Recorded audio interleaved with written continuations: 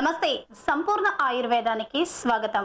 ఈ రోజు సంపూర్ణ ఆయుర్వేద కార్యక్రమంలో క్యారెట్ లో ఉండేటటువంటి పోషకాలు, ప్రోటీన్స్, విటమిన్స్ గురించి తెలుసుకుందాం.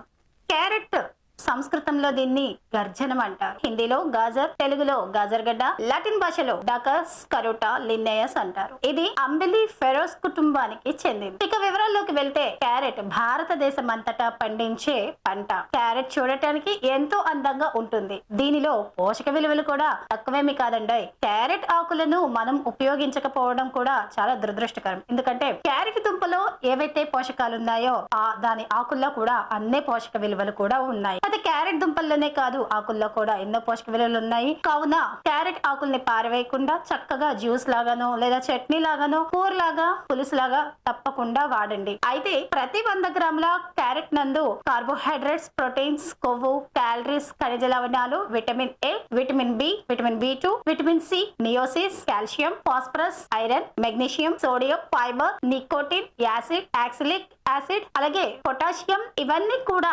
క్యారెట్ లో పుష్కలంగా మనకి లభిస్తాయి. అయితే విటమిన్ల లోపానికి క్యారెట్ జ్యూస్ తాగడం వలన విటమిన్స్ లోపం తొలగుతుంది. అలాగే క్యారెట్ ఆకుల రసాన్ని కొద్దిగా నిమ్మరసంతో జోడించి చిటికెడు ఉప్పు కలిపి తాగితే విటమిన్ల లోపం కూడా తగ్గుతుంది. గుండెకు అలాగే ఊపిరితిత్తులకు, లివర్ కి కూడా బలాన్ని ఇస్తుంది.